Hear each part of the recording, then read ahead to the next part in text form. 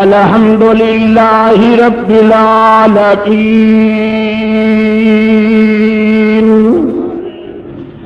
والعاقبۃ للمتقین والصلاة والسلام على من كان نبيا وآدم بين الماء والطين وعلى آله وصحابه وأولياء أمته وأهل سنته أجمعين. لا نبي بعده ولا رسول بعده هو رحمة للعالمين وخاتم النبيين. أما بعد فأعوذ بالله من الشيطان الرجيم. بسم الله الرحمن الرحيم. وبالوالدين إحسانا. قال الله تعالى في شأن نبينا مخبرا وآمرا إن الله وملائكته يصلون على النبي يا أيها الذين آمنوا صلوا عليه وسلموا تسليما.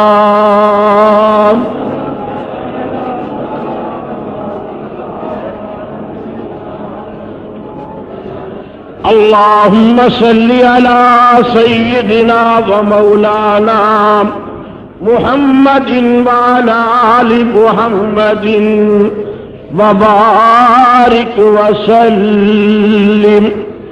الصلاة والسلام عليك يا رسول الله. الصلاة والسلام عليك يا نبي الله وعلى آلك وصحابك يا خير خلق الله. نہایت واجب الاحترام بزرگوں، قابل قدر دوستوں اور نوجوان ساتھیوں، جو حضرات مجھے قریب سے جانتے ہیں اور ہر جمعہ دربار حضرت غوث بہاول حق والدین کی اس جامع مسجد میں ادا فرماتے ہیں، وہ اس بات کو بخوبی جانتے ہیں کہ میں موقع، وقت اور حالات کے تقاضے کے مطابق گفتگو کرتا رہتا ہوں. آج میں سوچ رہا ہوں کہ میں اپنی گفتگو کا آغاز اور اپنی گفتگو کا عنوان حقوق والدین کو تجویز کروں اور اسی موضوع پر آپ سے گفتگو کروں. رب کائنات کی بارگاہ میں دعا کرتا ہوں کہ اللہ تبارک و تعالی مجھے حق کہنے اور ہم سب کو حق پر عمل کرنے کی توفیق عطا فرمائے. اگر ہم قرآن مجید اور احادیث نبویہ صلی اللہ علیہ وسلم کا مطالعہ گہری نظر سے کریں تو یہ بات اچھی طرح عیاں ہو جاتی ہے کہ حضور سرور کائنات صلی اللہ علیہ وسلم اپنی حیات طیبہ میں 23 سالہ دور تبلیغ کے اندر ہر انسان کا انسان پر حق مقرر کیا. ارشاد ہوا تمہارے استاد کا تم پر حق ہے، تمہارے رہبر کا تم پر حق ہے، تمہارے معلم کا تم پر حق ہے، یہاں تک فرما دیا کہ تمہارے والدین کا بھی تم پر حق ہے. حضور سرور کائنات صلی اللہ علیہ وسلم اللہ کے سچے اور آخری نبی ہیں. قرآن کہتا ہے وَلَقَدْ أَرْسَلْنَا إِلَيْكُمْ رَسُولًا اور تحقیق کہ ہم نے تمہاری طرف رسول بھیجا، لقد کان لکم فی رسول اللہ اسوۃ حسنہ، تمہارے لیے بہترین نمونہ ہے تو میرے رسول کی ذات ہے۔ اگر بہترین نمونہ عمل ہے تو وہ رسول اللہ صلی اللہ علیہ وسلم کی ذات پاک ہے۔ نبی پاک صلی اللہ علیہ وسلم نے اپنی زندگی کے اندر عمل کر کے بھی بتایا۔ حضور سرور کائنات صلی اللہ علیہ وسلم کی مسجد نبوی میں صحابہ کا عظیم الشان اجتماع تھا۔ ایک نوجوان روتا ہوا آیا، آہو بکا کرتا ہوا آیا، چیخ و پکار کرتا ہوا آیا۔ اس کی آنکھوں میں نم تھی، چہرے پہ علم تھا، دل میں خاص قسم کا غم تھا۔ میرے آقا نے پوچھا کیا وجہ ہے تو رو رہا ہے؟ عرض کی اللہ کے نبی، میں نے منت مانی تھی کہ میرا کام ہو جائے، میں جا کر خانے کعبے کا دروازہ چوموں گا۔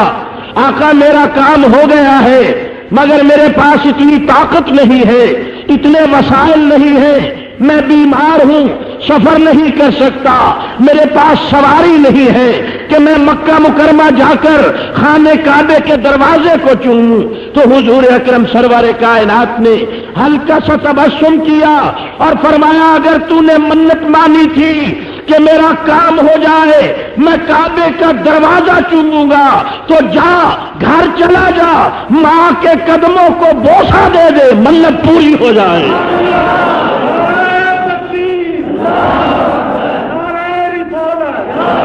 ماشاءاللہ سب جوان بیٹھے ہو، ذرا جوانوں کی طرح اللہ اور اس کے رسول کے نام کو بلند کیجیے۔ نعرہ تکبیر، نعرہ رسالت، فرمان نبی کہہ دو زندہ باد، فرمان نبی۔ حضور فرماتے ہیں گھر چلا جا، ماں کے قدموں کو بوسہ دے دے، منت پوری ہو جائے گی۔ اس نے بڑے ادب سے عرض کی آقا میری والدہ انتقال کر چکی ہے۔ حضور فرماتے ہیں قبرستان چلا جا، ماں کی قبر کو پاؤں کی طرف سے بوسہ دے دے، منت پوری ہو جائے۔ وہ پھر کھڑا ہو گیا، اس نے عرض کی اللہ کے آخری پیغمبر، مجھے یہ بھی پتہ نہیں ہے کہ میری ماں کی قبر کون سے قبرستان میں ہے، میں چھوٹا سا تھا کہ میری والدہ وفات پا گئی۔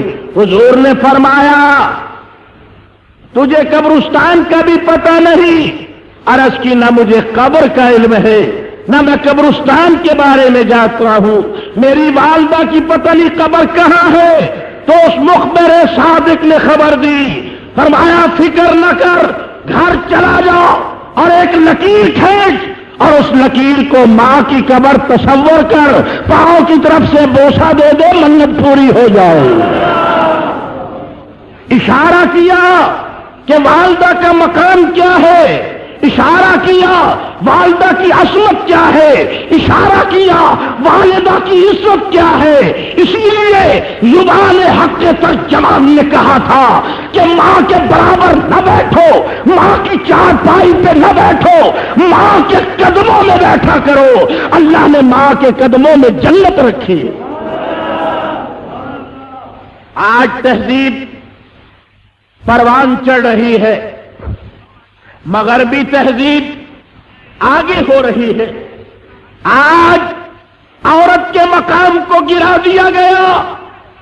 ماچس کی ڈبی پر جب تک عورت کی تصویر نہ ہو وہ مارکیٹ میں بکتی رہی ہے، مگر میرے رہبر و رہنما نے، میرے حافظ برحق نے، میرے آخری پیغمبر نے عورت کا یہ مقام دیا ہے کہ اگر وہ بچی ہے تو طہارت کی چادر دے دی ہے، اگر جوان ہو گئی ہے تو شادی کر کے اس کو گھر کا وزیر اعظم بنا دیا ہے، اگر بوڑھی ہو گئی ہے تو اس کے قدموں میں جنت رکھ دی۔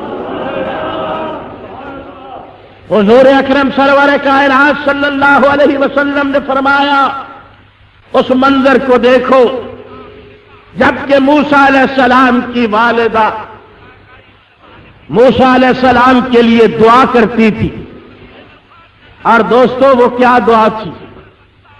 جناب موسیٰ علیہ السلام کی والدہ فرماتی ہے اے مالک الملک، میرا بیٹا موسیٰ آ رہا ہے، اس کے تلفظ کو نہ دیکھنا، اس کی آواز کو نہ دیکھنا، اس کے لب و لہجے کو نہ دیکھنا، میرے سفید بالوں کو دیکھ لینا. جناب موسیٰ علیہ السلام کوہ طور پہ جاتی ہے. رب ارنی، یا اللہ حجاب ہٹا، نقاب ہٹا، پردے ہٹا، ذرا شکل تو دکھا. لن ترانی، آواز رحمان آئی، تو مجھے ہرگز نہیں دیکھ سکتا. یا اللہ تجھے کوئی دیکھے گا بھی صحیح. رب کائنات نے فرمایا نہ تیری آنکھ دیکھے، نہ چشمے انبیاء دیکھے، مجھے دیکھے تو اے موسیٰ نگاہ مصطفیٰ دے. جناب موسیٰ علیہ السلام کوہ طور پہ جاتی. رب العالمین نے فرمایا موسیٰ اب ذرا سنبھل کے آنا، وہ تیری ماں مر چکی ہے جو تیرے پیچھے دعائیں کر رہی تھی. جب بیٹا کام کے لیے جاتا ہے اور ماں دعا کرتی ہے، اللہ فرماتا ہے میں بیٹے کے اعمال کو نہیں دیکھتا، اس بوڑھی والدہ کے سفید بالوں کو دیکھ کر اس کی رہبری اور اس کی حفاظت کرتا ہوں. حضور سرور کائنات صلی اللہ علیہ وسلم نے حضرت انس کو نصیحتیں کی، تو ان میں ایک نصیحت یہ بھی تھی کہ ماں کی عزت کر. پھر اس نے پوچھا زد فزد یا رسول اللہ، اے اللہ کے رسول اور زیادہ کیجئے. میرے آقا فرماتے ہیں ماں کی عزت کر. پھر کہتا ہے یا رسول اللہ زد فزد، آقا کچھ اور فرمائیے. میرے آقا نے تیسری مرتبہ فرمایا ماں کی عزت کیا کر. پھر کہا زد فزد، آقا کچھ اور زیادہ فرمائیے. تو حضور نے فرمایا والد کا بھی احترام کیا کر. یعنی 3 مرتبہ ماں کی عزت و عظمت کے بارے میں حکم نبوت ہوا، اور ایک دفعہ 4تھی مرتبہ والد کے بارے میں کہا گیا. رسول اکرم صلی اللہ علیہ وسلم نے اپنی سچی زبان سے فرمایا تھا کہ جس کی ماں رات کو جاگ کر بیٹے کے رزق کے لیے دعا کرتی ہے تو اللہ رب العالمین اس جوان کے لیے رزق کے دروازے کھول دیتا.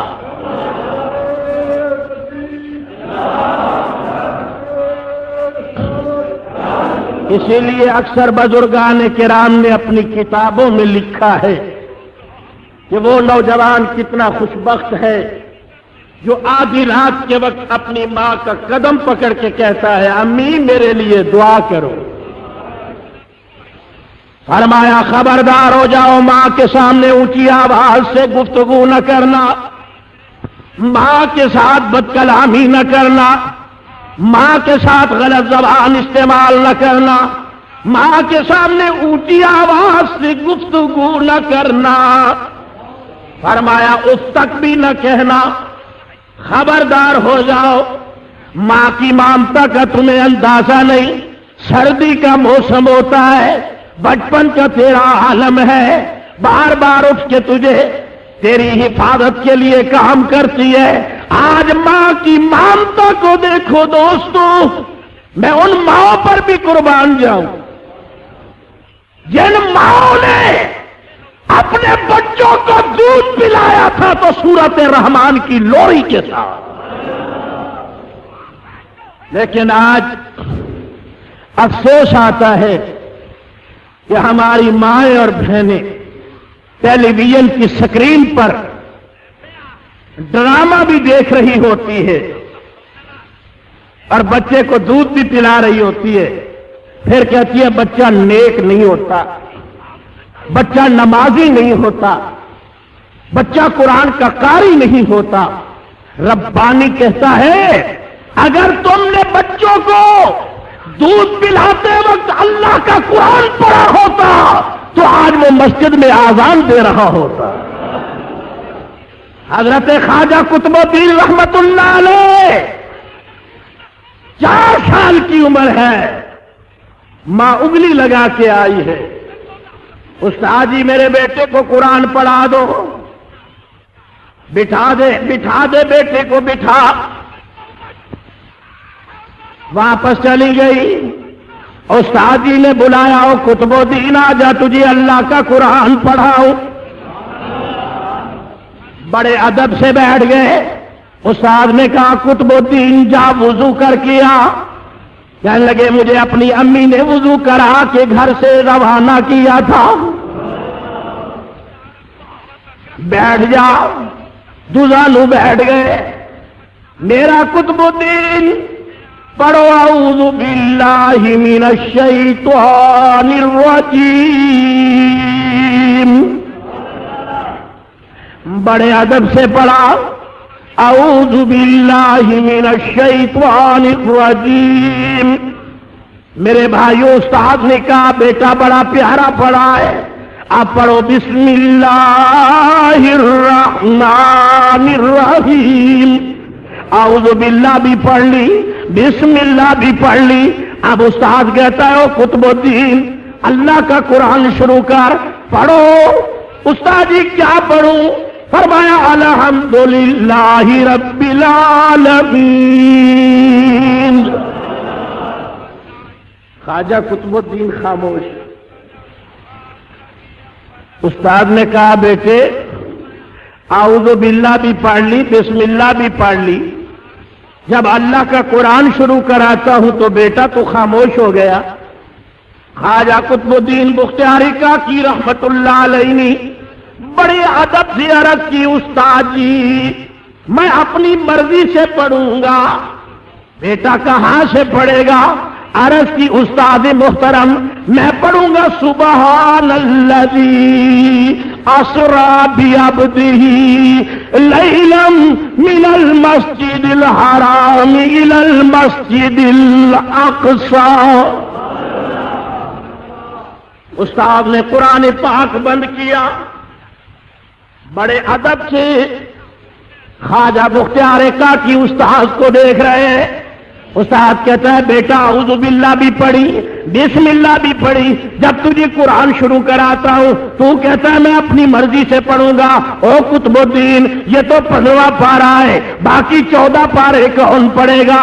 میرے بزرگوں حضرت خواجہ قطب الدین بختیار کاکی جن کی عمر اس وقت 4 سال کی تھی مجسمہ ادب ہو کے کہنے لگے استاد جی میری عمر 4 سال کی ہے مگر 14 پاروں کا حافظ قرآن۔ استاد نے قرآن پاک بند کر دیا، کہا بیٹا اس وقت تک آگے نہیں پڑھا ہوں گا، پہلے یہ بتا تو نے 14 پارے حفظ کیسے کیے ہیں؟ خواجہ صاحب کہنے لگے استاد جی میری امی جان 14 پاروں کی حفظانی ہے، صبح کی نماز پڑھ کر مجھے گود میں لیتی ہے، جب تک 14 پارے نہیں پڑھتی دنیا کا کوئی کام بھی نہیں کرتی۔ جب میں ہوش میں آیا جس طرح میری امی پڑھتی گئی اسی طرح میں بھی قرآن پڑھتا گیا، مسئلہ حل ہو گیا۔ ماں قرآن پڑھنے والی ہو تو بیٹا بھی مختار کاکی ہوتا ہے۔ میری ماں اور بہنوں اولاد کا تم پر یہ حق ہے کہ اپنے بچوں کو نمازی بناؤ، قرآن کا قاری بناؤ۔ وہ مائیں جن کے دودھ میں پاکیزگی ہوتی ہے جب بچے ان گودوں میں پلتے ہیں تو مصلوں پہ آتے ہیں تو نمازی ہوتے ہیں، میدان میں جاتے ہیں تو غازی ہوتے ہیں۔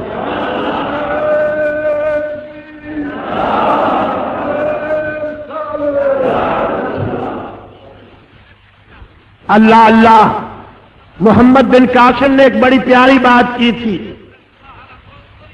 جب ایک عورت کا دوپٹہ اتارا گیا اس نے کہا کاش آج ماں کی عزت والا جوان ہوتا۔ ایک قافلہ جا رہا تھا، اس قافلے میں سے ایک تاجر نے کہا محمد بن قاسم راجو ظاہر کے فوجی نے ایک مسلمان بزرگ کی عورت کا دوپٹہ اتار لیا ہے، محمد بن قاسم سے برداشت نہ ہوا، آواز دے کے کہا میری ماں تیری عزت کو بچانے کے لیے محمد قاسم آ رہا ہے، تیری عظمت کو بچانے کے لیے محمد بن قاسم آ رہا ہے۔ اگر آج مائیں اور پھیلے دودھ پلاتے وقت سورت رحمان پڑھے، باوضو ہو کر بچوں کو دودھ پلائے اور اللہ کا قرآن پڑھے، تو بیٹے صلاح الدین ہوں گے، بیٹے محمد بن قاسم ہوں گے، بیٹے معاذ اور محفوظ ہوں گے، بیٹے داتا علی حجویری ہوں گے، بیٹے پیر مہر علی ہوں گے۔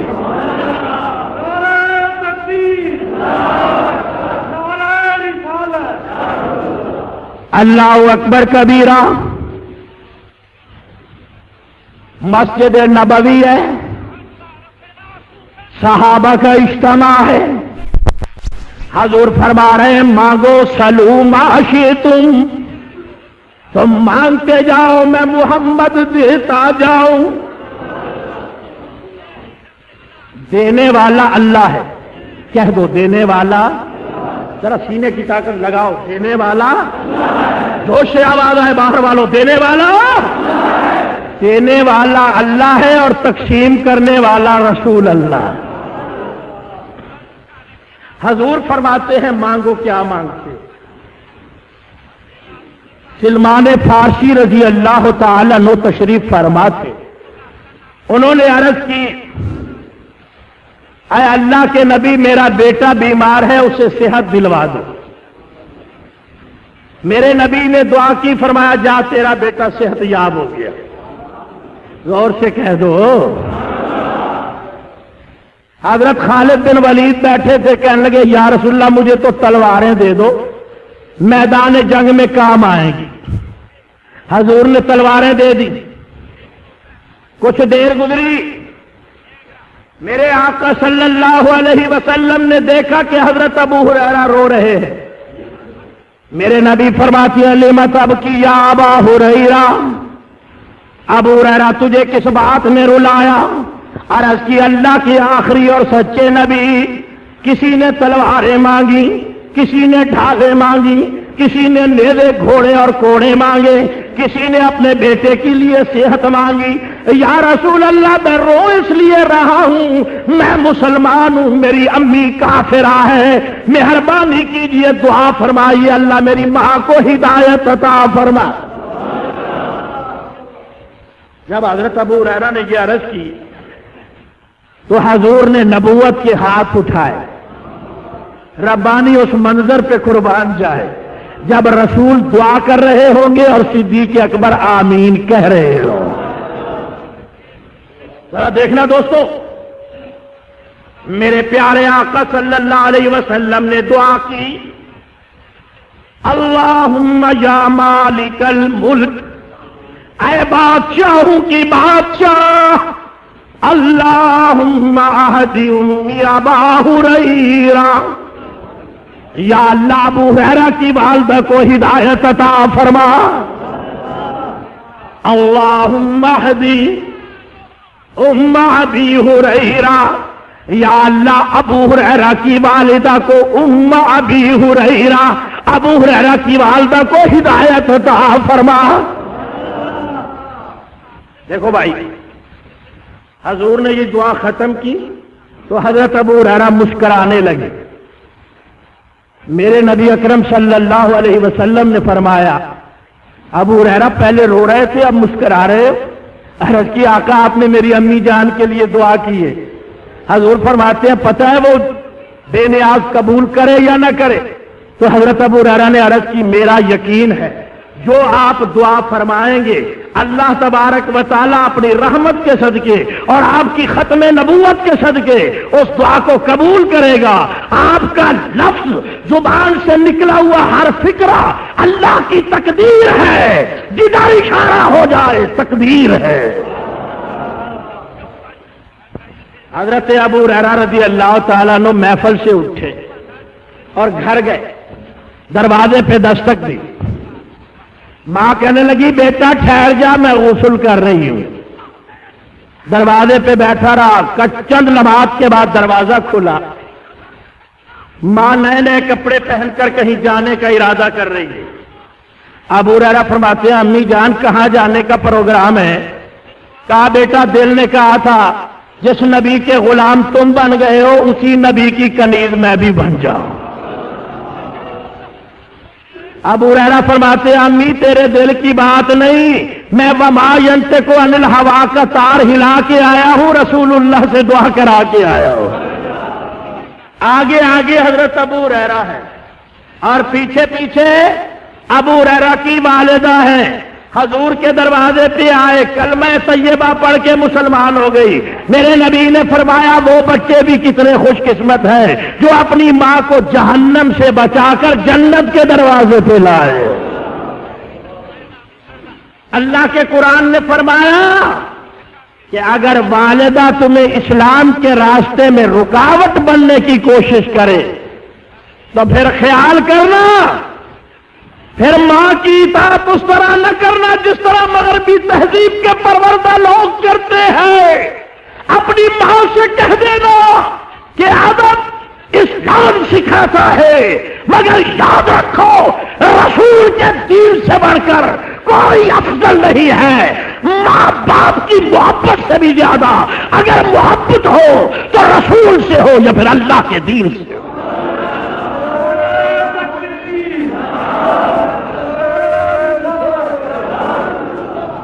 ماں باپ کی بڑی محبت ہوتی ہے، بچوں میں بڑا پیار ہوتا ہے۔ ماں کی ممتا کا اندازہ اس واقعے سے کیجئے۔ حضرت امام ابو حنیفہ کا زمانہ تھا، ایک نوجوان نے کہا امی جان میری شادی فلاں جگہ پہ کرو۔ شادی طے ہو گئی۔ کچھ دیر کے بعد اس کی بیوی کہنے لگی میں نے تیری خاطر اپنے ماں باپ کو چھوڑا، تو بھی میری خاطر اپنی ماں کو چھوڑ۔ آپ کے ہوتے ہوئے ہمارے گھر کا گزارا خراب ہوتا ہے۔ ماں کہنے لگی بیٹا تم خوش رہو۔ ماں نے چٹائی اٹھائی اور گھر سے باہر نکل گئی، جنگل میں ڈیرے لگا دیے، درخت کے سائے میں وقت گزارنے لگی۔ کچھ دنوں کے بعد لڑکا واپس آیا تو اس کی بیوی نے کہا سنا ہے کہ تم اپنی ماں سے ملنے جاتے ہو؟ تو یہ عشق انتا کہنے لگا جی کیا ضرورت ہے ماں سے ملنے کی، میں تو کبھی نہیں جاتا۔ اس نے کہا اگر مجھے دل کا کلیجہ ٹھنڈا کرنا ہے تو پھر تلوار اور خنجر اٹھا، ماں کے سینے کو دو ٹکڑے کر کے دل اندر سے لیا۔ یہ عشق اندھا گیا۔ تاریخ میں آتا ہے کہ ماں درخت کے سائے میں لیٹ رہی تھی، اس نے جا کے سینے پہ پار کیا، اندر سے دل نکالا اور دل نکال کر آ رہا ہے، گلی کے کونے پہ ٹھوکر لگی، ناک کے بل گرا، دل سے آواز آئی بیٹا کہیں زیادہ چوٹ تو نہیں آئی؟ حیران ہو کے کہتا ہے یہ آواز کہاں سے آئی؟ حیران ہو کے کہتا ہے یہ بولنے والا کون ہے؟ دل سے آواز آئی بیٹا کہیں زیادہ تکلیف تو نہیں ہوئی؟ حضرت امام ابو حنیفہ رحمت اللہ علیہ فرمایا کرتے تھے ماں کی ممتا کا اندازہ تم اس بات سے لگا سکتے ہو کہ جسم ٹکڑا ٹکڑا ہو جائے مگر بچے کی محبت دل میں جا گزی ہوتی ہے۔ ماں بیٹا کتنا ہی نالائق ہو لیکن ماں نہیں کہے گی، ماں کہیں گی میرے چاند ورگا بیٹا ہے۔ ماں کی محبت کا عالم یہ ہوتا ہے کہ وہ اپنے بیٹے کے ہر عیب پر پردہ ڈالتی ہے۔ حضور اکرم صلی اللہ علیہ وسلم نے فرمایا تم اس بات کا احسان بھی ادا نہیں کر سکتے جو 9 ماہ اس نے تمہیں اپنے پیٹ کے اندر پالا، 9 ماہ اس نے تمہارا بوجھ اٹھایا ہے۔ اب انصاف کا تقاضا یہ ہے کہ تیری جوانی ہے، تیرا شباب ہے، تیرے بازو میں طاقت ہے، تیرے بازو میں قوت ہے، تو اب خدا سے ڈر، ماں کے سامنے اونچا نہ بول۔ اگر غصہ آئے تو اسی حالت کو دیکھ لیا کر جب بچپن کے اندر تیرے ہر حفاظت کے ذمہ دار وہ ہوتی تھی۔ حضور اکرم صلی اللہ علیہ وسلم نے حقوق والدین کا ذکر کرتے ہوئے ایک بڑا پیارا واقعہ سنایا صحابہ کے اجتماع میں. جمعے کا دن تھا اور حضور اکرم فرما رہے تھے کہ ایک دن موسیٰ علیہ السلام کوہ طور پہ گئے، اللہ سے ہم کلامی ہوئی. کہنے لگے یا اللہ آج ایک بات تو بتا، میں تیرا نبی ہوں نا. اللہ نے کہا تو میرا نبی ہے، تو میرا کلیم ہے، تو مجھ سے کلام کرتا ہے. تو بڑے ادب سے کہتے ہیں موسیٰ علیہ السلام یا اللہ قیامت کے دن جنت میں میرے ساتھ کون ہوگا؟ ذرا زور سے کہہ دو.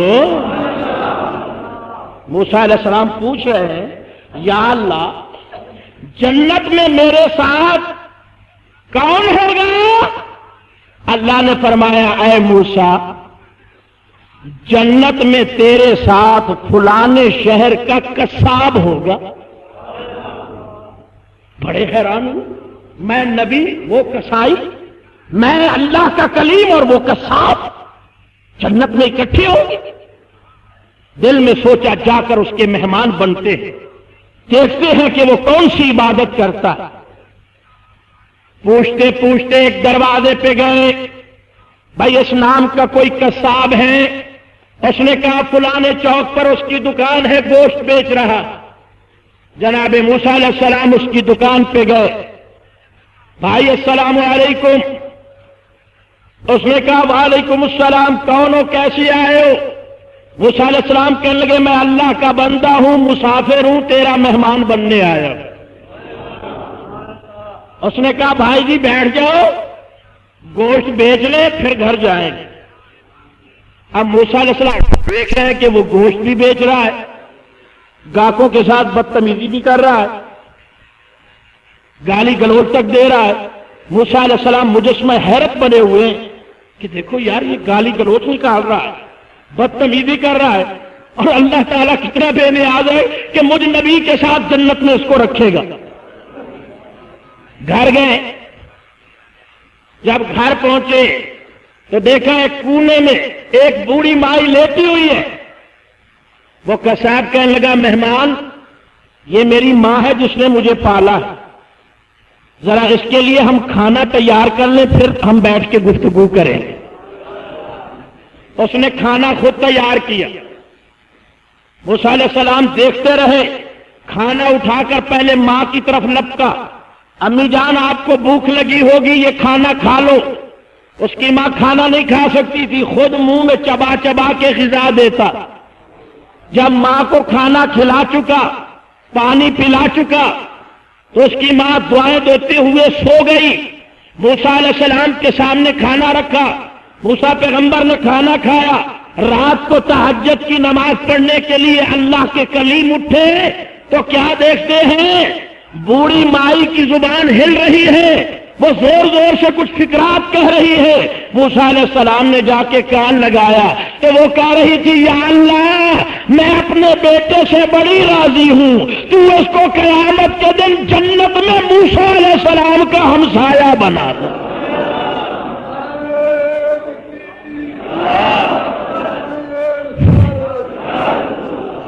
اب موسیٰ علیہ السلام نے سوچا کہ یہ ماں کی دعا ہے جو قبول ہو رہی ہے، ورنہ اس میں تو کوئی عمل اچھا نہیں تھا. دوستو اپنی ماں سے دعائیں لو. آدھی رات کے وقت اپنی ماں کا قدم چوم کر ماں سے کہو امی تیرے سفید بالوں سے رب کو شرم آتی ہے. اپنے سفید بال اٹھا کر رب بے نیاز کے دربار میں آنکھوں میں آنسو لا کر ہمارے لیے دعا کر دے. اللہ کہتا ہے آنسو کا قطرہ بعد میں گرتا ہے، ماننے والا پہلے مان لے. اللہ اللہ فرماتا ہے وَبِالْوَالِدَيْنِ إِحْسَانًا، اور مسلمانوں اپنی والدین کے ساتھ احسان کیا کرو، اونچی کلام نہ کیا کرو. بد کلامی نہ کیا کرو، ماں کی عزت کیا کرو، باپ کی قدر کیا کرو، اپنے باپ کی آگے نہ چلا کرو۔ شریف النفس بیٹا وہ ہوتا ہے، اچھا بیٹا وہ ہوتا ہے جو باپ کے پیچھے چلتا ہے۔ میرے آقا صلی اللہ علیہ وسلم نے اپنی سچی زبان سے فرمایا، جو بیٹا اپنے باپ کے پیچھے پیچھے چلتا ہے فرشتے بھی اس کو سلام کرتے ہیں۔ اور آج تو فیشن بن گیا ہے، آج فیشن ہے کہ باپ پیچھے ہوتا ہے، بیٹا 10 گز آگے ہوتا ہے۔ حضرت ابراہیم علیہ السلام اللہ کے نبی ہیں، اسماعیل علیہ السلام بھی اللہ کے نبی ہیں، مگر جب چلتے تھے تو اسماعیل پیغمبر پیچھے چلتے تھے۔ علامہ اقبال نے جب یہ واقعہ پڑھا تو اس کو تعجب ہوا، کہنے لگا ابراہیم بھی نبی، اسماعیل بھی نبی، مگر بیٹا باپ کے پیچھے چل رہا ہے۔ فرماتے ہیں یہ فیضان نظر تھا یا کہ مکتب کی کرامت تھی، سکھائے کس نے اسماعیل کو آداب فرزندی۔ یہ کس نے ادب سکھایا تھا؟ یہ ہاجرہ کی گود نے ادب سکھایا تھا، یہ جناب ہاجرہ کی جھولی نے ادب سکھایا تھا، یہ پاکیزہ دودھ نے منظر سکھایا تھا۔ اپنے باپ کا ادب کیا کرو۔ حضور فرماتے ہیں دین کلہ ادب، میرا دین تو سارے کا سارا ہی ادب ہے۔ لیکن آج تو فیشن بدل گیا نا بھائی، جب تک باپ کو 2 گالیاں نہیں دے سکتے بیٹے کا رو بھی گھر میں نہیں بنتا۔ امام کشتلانی فرماتے ہیں اس جوان پر خدا کا غضب ہوتا ہے جو اپنے باپ کو گالی دیتا ہے، جو اپنی ماں کی عزت کو برباد کرتا ہے۔ رسول اللہ نے فرمایا اس پر فرشتوں کی بھی لعنت ہے، خدا کی بھی لعنت۔ آج بے غیرتی اس لیے ہو گئی ہے، ذمہ داری کا احساس اس لیے ختم ہو گیا ہے کہ آج کا جوان بوڑھے والدین کو معاشرے پر بوجھ سمجھتا ہے، حالانکہ اس کو پتہ نہیں ہے کہ اس کے گھر کی آبادی اس کے والدین کی وجہ سے معاشرے پر بوجھ سمجھا جاتا ہے۔ ماں باپ بوڑھے ہو جائیں، ہاں میں قربان جاؤں، 11ویں والے پیر، شہنشاہ بغداد، پیران پیر، روشن ضمیر، قطب ربانی حضرت شیخ عبد القادر گیلانی رحمت اللہ علیہ فرماتے ہیں میں خانے کعبے کا طواف کر رہا تھا، ایک بوڑھا آدمی اپنی ماں کو کندھے پر بٹھا کے طواف کرا رہا تھا۔ فرمایا وہ طواف کرتے کرتے کہہ رہا تھا لبیک اللہم لبیک، یا اللہ میں حاضر ہوں، یا اللہ میں حاضر ہوں۔ حضرت شیخ عبد القادر گیلانی فرماتی ہے میں نے اس کا ہاتھ پکڑ لیا، میں نے کہا او نوجوان بوڑھے بزرگ ذرا اتنا بتا یہ کون ہے جس کو کندھے پر بٹھا کر اللہ کے گھر کا طواف کرا رہا ہے؟ اس نے کہا بھائی یہ میری ماں ہے جس نے مجھے پالا، مجھے جوان کیا، آج اللہ نے مجھے اتنی طاقت دی کہ میں ماں کو کندھے پر بٹھا کر بیت اللہ کے طواف کرا رہا ہوں۔ حضرت شیخ عبد القادر گیلانی فرماتی ہے میں نے چلا کاٹا خانے کعبہ کے اندر، میں نے دیکھا کہ ارشاد ہو رہا ہے ہم نے سب سے پہلے اس کا حج قبول کیا جس نے ماں کو کندھوں پہ بٹھا کر میرے گھر کا طواف کرایا۔ دوستو عجیب منظر ہوتا ہے جب اللہ کا قرآن پڑھیں، رسول اللہ کی حدیث کا صحیح طور پر مطالعہ کرے تو یہ بات اچھی طرح یاد ہو جاتی ہے کہ انسان کا ضمیر اس وقت مردہ ہو جاتا ہے جب وہ اپنے ماں باپ کی توہین کرتا ہے۔ آج ہندوستان میں مسلمانوں پہ ظلم ہو رہا ہے، ہماری ماں بہنوں کی عزتوں سے لوٹا جا رہا ہے۔ یہ صرف پاکستان کا مسئلہ نہیں، پورے عالم اسلام کا مسئلہ ہے۔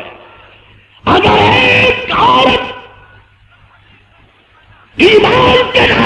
آواز دے کر محمد بن قاسم کو بلا سکتی ہے، تو کیا ہماری غیرتوں کو کیا ہو گیا ہے؟ آج ضرورت اس بات کی ہے کہ ہم اپنے اندر غیرت پیدا کریں۔ جو ضمیر مردہ ہو چکا ہے لالچ اور وسوسوں سے، ہائے پیسہ چاہے ہو جیسا، کہتے ہیں ہائے پیسہ چاہے ہو جیسا، حرام کہو، بلیک مارکیٹ کہو، سود کہو، پیسے سے لوگوں نے ماں باپ کی گردنوں کو نوچنا شروع کر دی۔ اخباروں میں خبریں پڑھتی ہو کہ زمینوں کے تنازع پر نانے کی گردن اتار دی، زمین کی معاملے پر ماں کو شوٹ کر دیا، چند پیسوں کے لیے باپ کو قتل کر دیا۔ اس کی وجہ کیا ہے؟ وجہ یہ ہے کہ ضمیر مردہ ہو چکے ہیں، دلوں کے اندر محبت کی رگیں ختم ہو چکی ہے، اور یہ اس لیے ہوا کہ ہم نے اللہ رسول کے دین سے منہ پھیر لیا۔ اللہ فرماتا ہے من اعرض عن ذکری فإن له معیشة ضنکا، جن لوگوں نے ہمارے ذکر سے منہ پھیر لیا ہم ان کی دنیا تنگ کر دیتے ہیں۔ وَنَحْشُرُهُ یوم القیامت اعمیٰ، قیامت کے دن ہم ان کو قبر میں سے اندھا اٹھائیں گے، زندگی بھی تنگ کر دیں گے، مالی پریشانی بھی بہت ہوگی۔ قبر میں سے اندھا اٹھے گا، رو رو کے کہے گا رب لم حشرتنی اعمیٰ، یا اللہ تو نے مجھے قبر میں سے کیوں اندھا اٹھایا؟ وقد كنت بصیرا، حالانکہ میری نظر بڑی تیز ہوتی تھی، میری آنکھوں میں بڑی چمک ہوتی تھی، یا اللہ تو نے مجھے قبر میں سے اندھا کیوں اٹھایا؟ اللہ فرمائے گا دنیا میں تو نے میرے قرآن سے منہ پھیرا، آج میری رحمت تو اسے منہ پھیر رہی ہے۔ دوستو اللہ کا قرآن پڑھو، نبی پاک صلی اللہ علیہ وسلم کے دین پر عمل کرو، اور وہ عمل گھر سے شروع کرو۔ اپنی ماں کی عزت کرو، اپنی ماں سے دعائیں کراؤ، اپنے ماں باپ کی عظمت کو اپنے لیے سرمایہ سمجھو۔ حضرت سعد بن ابی وقاص رضی اللہ تعالیٰ عنہ حضور کے بڑے لاڈلے صحابی تھے۔ جب حضور واز کرتے تھے تو سعد سامنے بیٹھا کرتے تھے اور زور سے کہتے تھے سبحان اللہ، زور سے کہہ دو، جوش سے کہہ دو، زور سے کہتے سبحان اللہ، تو حضور بڑے خوش ہوتے۔ حضور فرماتے میں واز کرتا ہوں تو ساتھ سامنے بیٹھتا ہے اور اتنی زور سے سبحان اللہ کہتا ہے کہ جنت کے فرشتے بھی اس کو داد دیتے ہیں۔ ایک دن حضور کے واز میں یک یک رونے لگے۔ جب حضور نے واز ختم کیا فرمایا سعد آج آپ کے چہرے پہ غمگینی تھی، رو رہے تھے؟ تو حضرت سعد فرماتے ہیں یا رسول اللہ میری ماں پردہ کر گئی ہے، ابھی کچھ ماہ ہوئے ہیں میری ماں انتقال کر گئی ہے، مجھے اپنی ماں سے بڑی محبت تھی، میں یہ چاہتا ہوں کہ کوئی ایسا کام کروں کہ ماں خواب میں بھی نظر آئے اور اس کے اعمال نامے کے اندر اس کا ثواب لکھا رہے۔ حضور نے فرمایا تھا او سعد جا کے کوئی کنواں کھدوا لے، جب تک دنیا پانی پیتی رہے گی تیرے ماں کے اعمال نامے میں ثواب لکھا جا۔ اللہ، تو اندازہ لگائیے حضرات محترم، حضرت سعد بن ابی وقاص نے مدینے اور شام کی طرف جو راستہ جاتا ہے اسی سڑک پہ ایک کنواں بنوایا جسے آج بھی عربی لوگ بیر ام سعد کے نام سے یاد کرتے کہ حضرت سعد کی ماں کا کنواں۔ اور حضرت سعد فرماتے ہیں جب کنواں کھد گیا لوگ پانی پینے لگے تو روزانہ میری اماں آ کر مجھے خواب میں زیارت کرا جائے۔ ایک دفعہ حضرت سعد نے عرض کی یا رسول اللہ مجھے کوئی ایسا عمل بتائیے کہ قیامت کے دن میں اپنی ماں کے ساتھ قبر میں سے اٹھوں۔ میرے آقا صلی اللہ علیہ وسلم نے فرمایا تو جب بھی قرآن مجید کی تلاوت کیا کر تو وہ پڑھنے کے بعد کہہ دیا کر یا اللہ اس کا ثواب میری ماں کی روح کو پہنچا دے۔ اور یہ اولاد صدقہ جاریہ ہوتی ہے، جو ماں کی روح کو ایصال ثواب پہنچائے، یہ صدقہ جاریہ ہے، یہی اچھی اولاد ہے۔ حضور سرور کائنات نے یہاں تک فرما دیا کہ جو اچھی اولاد ہوگی وہ قیامت کے دن اپنی ماں کا ہاتھ پکڑ کے جنت میں لے جائے۔ بڑا مشہور واقعہ ہے جو حدیثوں میں آتا ہے کہ حضور سرور کائنات عشاء کی نماز پڑھانے گئے، 3 بوڑھی عورتیں آ گئیں حضرت عائشہ رضی اللہ تعالی عنہا کے حجرے میں، اور بڑی روئی، کہتی ہے ام المومنین ہمارے آقا کہاں تشریف لے گئے، ہم بڑی دکھی ہیں۔ فرمایا بیٹھ جاؤ، ابھی صحابہ کو نماز پڑھانے گئے۔ وہ کیا نماز ہوگی جس نماز کا امام ہی آمنہ کا لال ہوگا؟ کیوں دوستو، جن کو نماز پڑھائی ہوگی حضرت بہاول زکریا ملتانی نے، وہ شان والے ہیں یا نہیں؟ اب بولو تو صحیح۔ جن کو نماز پڑھائی ہوگی شاہ رکن عالم ملتانی نے، وہ شان والے ہیں یا نہیں؟ جن کو نماز پڑھائی ہوگی حضور داتا علی حجویری نے، وہ شان والے ہیں یا نہیں؟ جن کو نماز پڑھائی ہوگی معین الدین اجمیری نے، وہ شان والے ہیں یا نہیں؟ اور جن کو نماز ہی خود رسول اللہ نے پڑھائی ہو، وہ کتنے شان والے ہوں؟ اللہ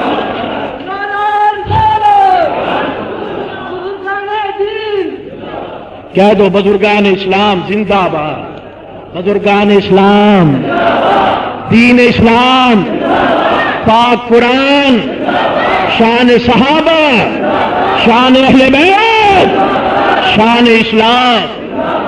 دوستو ذرا توجہ کرنا، حضور نماز پڑھا کے واپس آئے، ایک بوڑھی عورت اٹھ کے کھڑی ہو، عرض کرتی ہے اللہ کے نبی میرے 3 جوان بیٹے تھے، میری آنکھوں کے سامنے پردہ کر گئے ہیں۔ حضور اکرم نے فرمایا مائی نہ گھبرا، اگر وہ نیک ہوں گے، نمازی ہوں گے، قیامت کے دن اللہ کی عدالت سے شفاعت کر کے تجھے جنت لے جائیں گے۔ شرط یہ ہے کہ نیک بیٹے ہوں، نمازی ہوں۔ عرض کی یا رسول اللہ جس کی 2 بیٹی ہوں؟ میرے آقا فرماتی ہیں جس کی 2 بیٹی ہوں گے وہ بھی اپنی ماں کو جنت لے جائے گی۔ عرض کی آقا جس کا 1 بیٹا ہو؟ میرے حضور فرماتی ہیں نہ گھبراؤ، جس کا 1 بیٹا بھی ہوگا قیامت کے دن اپنی ماں کا ہاتھ پکڑ کے جنت میں ساتھ لے جائے گا۔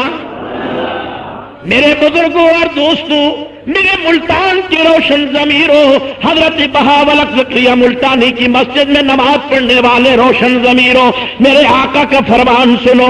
اتنی دیر گزری، حضرت عائشہ رونے لگ گئی۔ میرے نبی فرمایا میری پیاری عائشہ تجھے کس بات نے رلایا؟ عرض کی اللہ کی نبی جس کے 3 بیٹے ہوں وہ بھی اپنی ماں کو جنت لے جائے، جس کے 2 بیٹی ہوں وہ بھی اپنی ماں کو جنت لے جائے، جس کا 1 بیٹا ہو وہ بھی اپنی ماں کو جنت میں لے جائے۔ آقا میں روز اس بات پہ رہی ہوں جس کا کوئی بیٹا نہ ہو۔ اس محسن انسانیت نے فرمایا، بے سہاروں کے سہارا نے فرمایا، اس رؤوف اور رحیم رسول نے فرمایا نہ گھبرا میری عائشہ، جس کے 3 بیٹے ہوں گے وہ بھی اپنی ماں کو جنت لے جائیں گے، جس کے 2 بیٹے ہوں گے وہ بھی اپنی ماں کو جنت لے جائیں گی، جس کا 1 بیٹا ہوگا وہ بھی اپنی ماں کو بخشوا کے جنت لے جائے گا۔ عائشہ جس کا کوئی نہیں ہوگا اس کا میں محمد مصطفیٰ ہوں۔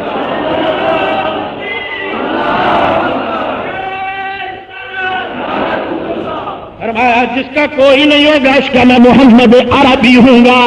حضور فرماتی ہے اولاد اچھی ہے تو ماں خوش ہوتی ہے۔ معراج کی رات کا واقعہ آپ نے سنا ہوگا کہ حضور صلی اللہ علیہ وسلم فرماتے ہیں، میرے پیارے آقا فرماتے ہیں میں نے آدم علیہ السلام کو دیکھا تھا پہلے آسمان پر، وہ دائیں طرف دیکھتے تو خوش ہوتے، بائیں طرف دیکھتے تو رو پڑتے۔ میں نے کہا جبریل یہ کیا کر رہے ہیں؟ دائیں طرف دیکھ کر ہنستے اور بائیں طرف دیکھ کے روتے۔ تو جبریل نے کہا اپنی اچھی اولاد کو دیکھ کر خوش ہوتے اور بری اولاد کو دیکھ کر روتے ہیں۔ تو اللہ اس اولاد سے بچائے جو اولاد ماں کو قبر میں رلائے۔ اللہ وہ اولاد دے جس اولاد کے صدقے مرے ہوئے والدین کی قبروں میں جنت کی ہوا آئے۔ تو دوستو اور بزرگوں، آج کی میری گفتگو کا عنوان حقوق والدین تھا۔ قرآن اور حدیث کی روشنی میں آپ کی خدمت عالیہ میں یہ عرض کیا ہے کہ ماں کا مقام ایک بلند مقام ہے. مغربی تہذیب کے اندر عورت کو غلام بنا کے رکھ دیا گیا ہے، مگر یہ اسلامی نظام کی برکتیں ہیں کہ جن کی وجہ سے عورت کو ایک مقام دیا گیا، ماں کے قدموں میں جنت دے دی گئی، عورت کو ملکہ بنا دیا گیا، گھر کا وزیر اعظم بنا دیا گیا، اور فرمایا گیا جس طرح مردوں کے حقوق ہیں اسی طرح عورتوں کے حقوق ہیں. جس طرح تم پر اولاد